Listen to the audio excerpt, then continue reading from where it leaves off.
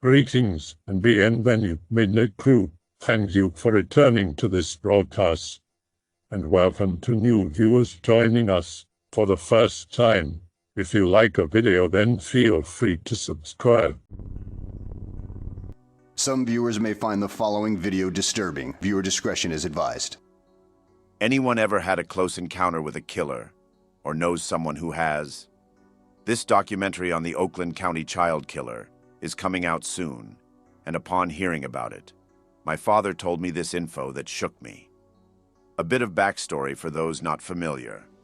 The Oakland County child killer was a serial killer active during the winter months of 1976 and 1977 in Oakland County, Michigan.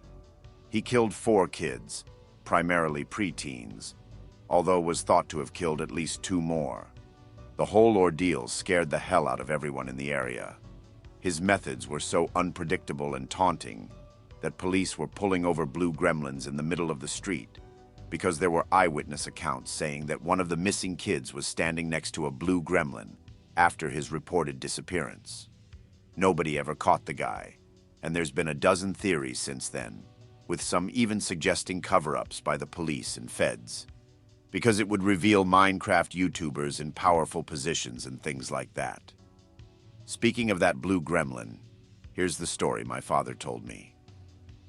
Be my father, a 12-year-old kid in Warren, pretty close to Oakland County, early winter '77, like January or February. Coming home from school, gets off the bus, starts walking home. OCCK struck about a week and a half ago. Bus drives away, a pretty normal cold day. The street ends at a 3-way intersection. Father is a little more than past the halfway point of the street. A car pulls up from the left side of the street ahead and stops at the street my dad is walking on. He stops dead in his tracks. It's a Blue Gremlin. My dad doesn't know what to do. He swears the silhouette of the driver is looking right at him. He walks very slowly forward. The car very slowly moves forward. Dad stops suddenly. So does the car. Dad freaking out. Slowly walks backwards. The car goes in reverse. Dad stops again. The car also stops again. At this point, my dad is losing his mind and has no idea what to do. He stands there for a solid minute doing nothing while the car just sits there idling. Gets somewhat calm considering he's the prime target for this creepy bastard. Looks to his right and behind and spots an open fence gate. Sprints toward it as if Satan himself was on his ass. Not 2 seconds after he moves, he hears screeching tires. Dad takes one glance behind him, the car barreling down the road at Mach 10. Dad makes it through the fence gate into this random backyard. Hears the car door open. Decides to break this guy's window to frame the possible serial killer chasing him. Runs over to the guy's grill and throws his spatula at the sliding glass window with the might of Zeus. The window doesn't break, but it cracks severely and produces an audible cracking sound. Dad jumps the dude's side fence and several others to get away. On about the 3rd fence, he hears the car door slam and squealing tires again. Sprints like a demon home. Doesn't see the car again. Never told anyone for years. Never went to the cops because he always felt like the man in the car was watching him. Disclaimer. I realize some have suggested the Blue Gremlin thing is possibly false, but what the hell else explains this kind of stalker behavior? This is a story told by my friend's father. He has never been caught lying, so I believe him. Mr. Anon has a new wife. After a hurricane in the 80s, decides to leave Florida. California, here I come. Not a lot of money, so they pack up everything they can fit in the car, sell the rest, and drive from Florida to California. Arrive in LA and immediately starts looking for a job because they don't have much money and the wifey is pregnant. Find a decent job as a delivery driver job for car parts in Sacramento. Drive to Sacramento with only $400 left after the trip. Tired of getting ripped off for hotels and motels in their cross-country drive, looks into cheap boarding houses they can stay at for 1 or 2 months until income is established and can afford rent somewhere. Finds a nice-sounding place on paper with a reasonable priced room. When he goes to check the place out, the old woman seems normal, but refuses to rent them a room. Says she doesn't want any kids in the house, even though the wife is only about 6 months pregnant and they have no other kids.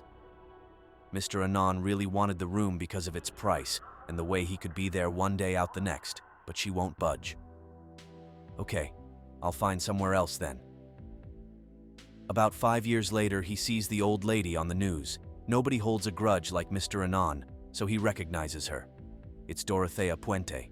She's been luring in senior citizens to her boarding house, killing them, burying them out back, and cashing their social security checks. TLDR. Mr. Anon avoids a death trap by being too young. In high school, as an upperclassman, I took possession of a group of freshmen, and one of them's father had been murdered, poisoned, by his mother basically right in front of him when he was like 6, and his sister was 4, and his little brother was 2. They also had a handicapped sibling who had died previous to that under suspicious circumstances. I got pretty close with the sister after graduation and heard all the gruesome details from her. A few years ago, the mother was released on a technicality, and all the rest of the family has reconnected with her except the sister, who is suffering exclusion for it, despite it seeming obvious that they would have been on the list. They throw it in her face that she refused to testify against her mother at the time when she was a tiny child. The whole thing is sickening, but it's amazing how many sickening things you find out about if you just listen. This thread reminded me of a childhood friend. Looking back, it's so crazy to think about. I knew this guy from kindergarten through elementary school. We even played football together in school. He was always a nice kid and he was a friend. But something happened to him one summer over break. Go to 7th grade, which is a different school and many more kids. I don't have classes with him, but heard he got in trouble and was sent to an alternative school. A school for delinquents. Fast forward 2 years to 9th grade, high school, another new school.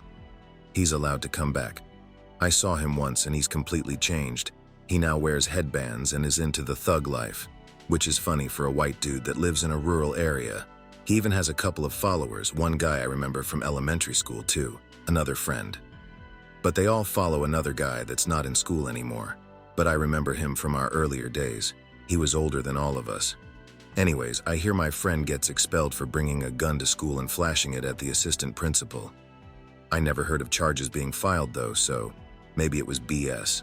Whatever happened, he never came back to school. Fast forward a few months. We have a summer of break-ins and robberies. If you have lived in a small town, you know this is big news. Everyone is talking about it. The police can't catch them and don't know who they are. Eventually they go too far though. An old woman's house is broken into. She was probably over 60, maybe 70s. She is tied up to a bed, stabbed with a screwdriver 70 plus times until dead. Then her bed and house was set ablaze, just very cruel. And yeah, my friend was at the scene with the older guy. Long story short, they both get caught eventually and go to trial. Older guy blames my friend denies. We're both still minors at this point. They can't prove one way or the other who did it, but since both were at the scene, get charged with murder, arson, and robbery. They both get life with 25 years before parole chance. 10 years later, the older guy admits he lied about my friend, and that my friend was just helping him move the merchandise. This was this guy's 4th different story, so the judge denied retrial for friend. Not sure what really happened, but a friend was there and watched it. Even if he didn't do it, he didn't try to stop it. It's kinda crazy. Sorta related to it, as I mentioned in the above post, there was another guy that followed my friend around. He was also in the same grade and he too was a friend. Well, that summer he was helping them move merchandise as well, but he wasn't there the night that they broke in and murdered the woman. He served a little time helping them move merchandise. Just by chance, about 20 years after all this, my car broke down at a gas station. He walked up and started talking to me and said, "You don't remember me, do you?" Then it hit me. It was him. He knew about cars and fixed mine there, and I was able to go. A friend and I once met a woman in a pub who, unbeknown to us at the time, had stabbed her husband about 3 hours before then and returned not long after to finish him off. She was absolutely off her face, drunk on vodka and drinking in the street with some homeless Polish dudes. She came into the pub and started chatting my mate up. We were 18 and she was in her 40s. She was laughing and joking with us and then about 15 minutes later walked off across the car park. It was the next day we saw on the news what had happened. Weird as there was literally no warning signals or obvious signs that she had done anything like that. Hell, she didn't even mention her husband. Here's the link to the news story, linked in the description. Not exactly a close encounter, but I've met 2 murderers. First one, a female cousin lives in a tough neighborhood, is married to a weird guy. One day, a childhood friend of mine was killed. I'm shocked. My father has this hunch that my cousin's husband has something to do with it, because he was at my friend's funeral. I dismiss it as bull because my dad is paranoid sometimes. 3 months later, the guy is arrested for killing my friend. Out of pure coincidence, my friend and my cousin's wife were classmates and used to hang with each other pretty frequently. Turns out the guy wanted to steal my friend's laptop and ended up killing him in the process with another friend of theirs. The other, my male cousin's brother-in-law's girlfriend, was found dead inside her car. The guy apparently killed her because he didn't want people to know they were together. I have known 2 murderers. The first murdered 2 people, the second murdered 1. I met the first one while working retail during college. I worked with him briefly, and I talked to him about relationships, and he discussed with me how I should buy chocolates for my girlfriend. Shortly after he left, his girlfriend allegedly cheated on him, so he took her and their infant son to a local park and murdered both of them with a steak knife. He was the kind of person that had a crazy side to him. He had red hair, was somewhat pale and lanky and a bit awkward, but there was an intensity about him. He had done time in prison previously and had just gotten out, so it wasn't that much of a surprise, but I always found it ironic that I took relationship advice from him. The next person I knew lived above me, around the same time. He also gave me relationship advice and offered to take care of some kid that was with a girl I was interested in. One time I was out smoking, and he later told me he thought I was a burglar and he had gotten his crossbow and was about to kill me with it. I always brushed it off as crazy talk, but his wife moved in and he used to beat her and was a raging alcoholic. A year and a half ago, he ended up murdering his girlfriend. Her other boyfriend came over and saw him just sitting on the couch, watching TV in a drunken stupor. The guy found her body in the bedroom. That's 2 murderers I have known. I knew the big fat ginger. He was like 6'3" and 400 pounds neckbeardo. I wondered if he had ever gotten laid. Anyway, one day he told me about how he had this female friend who he was really close with, but too afraid to make a move, so he ended up in perma friend zone. While trapped in the zone, his female friend met someone else and started going out with that person. The girl tells Ginger Giant that the guy assaulted her. So he tells me he bought a ticket to the state the guy lived in and stalk him. He followed the guy to a park and jammed a knife into his chest. The dude gave out a whimper as Ginger gave the knife a twist, and then he was silent. He told me he threw the knife in the sewer or something, and called his family, who bought him a ticket back. One day, a few years ago, Big Red One was picking up some weed from a dealer who lived on the 2nd story of a rundown apartment building where everyone has a back deck. Ginger was walking down the back steps off the 2nd story deck when the tread he was on gave way. He died from his injuries. He was an angry and depressed person with a strange family who lived in a dingy, bleak town with more people on welfare or working for the government than in the free market. I didn't really know him, but he was the uncle of a friend. I did know him, considering we live in a small-ass town of max 30,000 people. Dude killed 5 people over the course of more than a decade. He was found shortly after the last kill because of a cell phone signal, I think, and he instantly confessed while the police only went to ask questions, not even suspecting him. They didn't even know all those missing people were somehow connected, since only one body was found, so he told them where to dig up the rest. Keep in mind, I was a kid when he was caught, like middle school, and probably a toddler when he first killed. Everyone says he was a completely normal average Joe. He had an agenda, though. All of his victims were old co-workers from a factory that was shut down decades ago when Yugoslavia collapsed. As to why he was killing them, exactly nobody knows, but they were all ex-co-workers. His method was to lure them into his shop, and as soon as they entered the back room, he bashed them in the head with a hammer.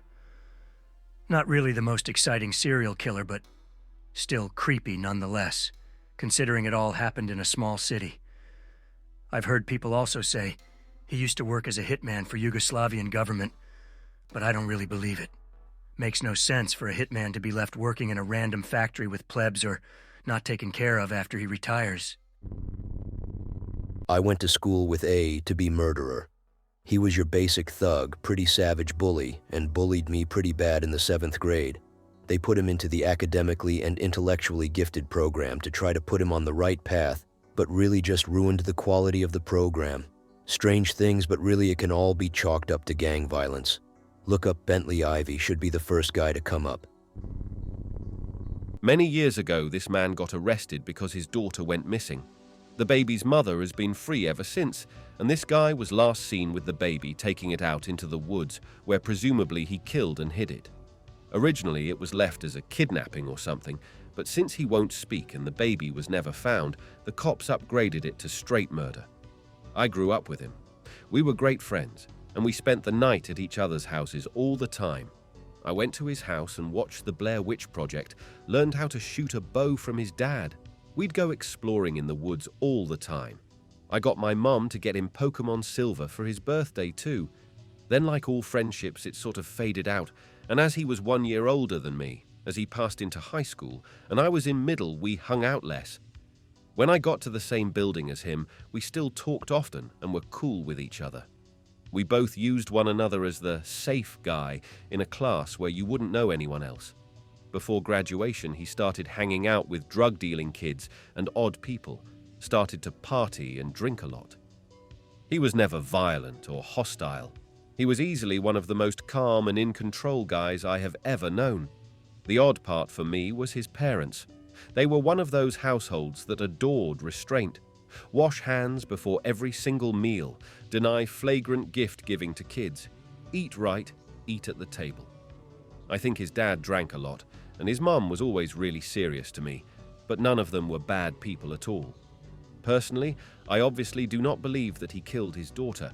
However, there are and have been rumors that he sold his daughter, and that is why nobody has ever come up. Having attended local college with the baby's mother, she is a completely loopy. Easily one of the dumbest human beings I have ever known in my entire life. The way that she carries herself today and wastes money is why I think the baby was sold for her. How was the family financially? Wonder if that was a big reason. The family as a whole was perfectly fine, financially, from what I could tell. When I was really good friends with the guy, they lived in a small but still perfectly good house. They owned all the acres around it and actually built a huge 2-story Michigan basement house right next to it on the same property that they then moved into. Parents were an electricity worker and pharmacist. As for my friend himself, I was just entering college and he couldn't have had anything better than an entry-level job. His partner, as far as I know, has never worked anything but minimum wage. There is also zero chance his parents wouldn't have helped him out financially if it was extremely important. They are too good of people. My ex's nephew went to prison for 8 years for murdering a guy he was arguing with. Nephew and his friend beat a guy to death, all were drunk, and they waylaid the victim in an entryway and straight up murdered him. They jumped all over his head, etc. I knew the victim. When this nephew was a kid, he tried to set a fire below his dad's bed to kill him, and he was just a little asshole. For context, his dad was a wannabe gangster, but was just an alcoholic blowhard and a massive piece of shit.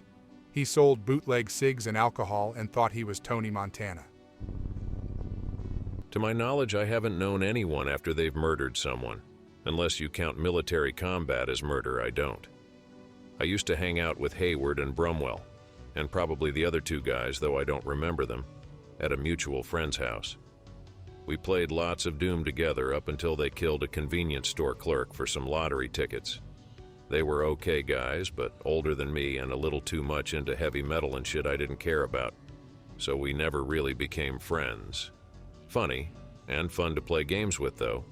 One of my high school year's ex-girlfriends killed a guy. The night we broke up, she ran away from home and never came back. Several months later, her boyfriend at the time and another guy broke into an old guy's house out in the country, half a mile from my house, which is really bizarre, given that I lived 25 miles from the nearest town, to rob him, and then they beat him to death. They were caught. She was convicted of manslaughter and sentenced. She got out after 10 years, I think it was. Apparently, she's married with kids now. When I knew her, she was and still is the craziest girl I ever dated. Extremely abusive home life, lots of drugs, cheated on me with who knows how many people, guys and girls. Lied about the most benign things all the time, rarely showered, new crazy hair colors every month, random pierced body parts. You know, all the warning signs of crazy. She wasn't necessarily deliberately mean, but she had almost no compassion at all, although she did make me ramen once. That was nice. Another one of my high school classmates killed his parents 3 years ago. He self-terminated himself in prison. I didn't know him too well. He was a jock, but one of the nice jocks. I hadn't spoken to him since high school. I knew 2 people in school who later ended up killing another student, and the school was shut down. They were chill people. We skipped a lot and watched anime together. One of them went and saw Annabelle with me when it came out and held my hand. It was really cute. Anyway, they lured this kid out to this kind of swampy area behind the school and gang murdered him with machetes. My father killed about 3 people before he was caught and killed in a gunfight 10 years ago. He was always really nervous outside the house and had 2 guns in his car, one under each seat up front. In restaurants, he was very chill though. At home, he was loving like any father would be. He never yelled back at my mom, helped me with homework in elementary school, and even worked a normal 9-to-5 office job. My mom thinks he killed to let out all his anger from her. She's never really let it go and feels guilty still to this day. She says she didn't know about his murders, but I'm pretty confident she knew. I grew up with some Italians that were associated with the mafia, the real actual mafia. One of the guys who was my bro growing up became a big coke dealer, and he and some other dude murdered some rival coke dealer mafia guy, took him out in a field and shot him to death. It was well known who did it, and I even talked to him one night about it while drinking in a bar. Told me it was just business, and he actually liked the guy they killed. Dude was always a sociopath even growing up and was a good person in some ways. Like he would do anything for his mother and would stick up for people getting bullied, stuff like that. Guy never got caught for the murder, but I think he got caught selling coke and steroids. He was a big guy. My buddy's grandpa was a chopper gunner in Vietnam, has pictures of rivers full of bodies, and tells stories of literally mowing down villages. Seems like a chill guy, just blue collar. Another friend's dad used to be a big member in one of the serious biker gangs back in the day. Not sure if he's killed anyone, but I know he shot a guy who broke into his house and tried to kill him. Real good guy, and would do anything for you. A lot of bikers are, you just don't want to be on the bad side of the hardcore ones. I am a correctional officer at a maximum security facility. I have both remand, awaiting arrangement, trial, and sentenced crimes at the facility I work at. Straight off the bat, 70% of our population is in for drug or domestic violence-related offenses. There are very few genuine psychopaths in the criminal justice system, but there are a lot of very stupid people. In my time at the job, I have met around 100 or so criminals whose actions have actually led to the death of someone. Out of that 100, less than 10 have caused death to more than one other person. The serial killer is genuinely an American phenomenon, and statistically to have people that kill habitually in any concentration is such a statistical anomaly that I do believe that the serial killer is made and not born. The background from the crimes I know who are on a lag in for the actual charge of murder are either gang, arson, or drug-related. Pretty much all of them are extreme narcissists who believe they are justified for making a victim out of someone before they became a victim themselves. When you realize how boring the motivations for the average person facing murder are, you will begin to see how much of an outlier the American serial killer is, and understand something much more sinister, like MK Ultra, for example, must be happening. I hope that you enjoyed tonight's broadcast. If you enjoyed tonight's story, then please subscribe to the channel as more green texts will appear daily. A new broadcast will appear when the clock strikes midnight Central Time.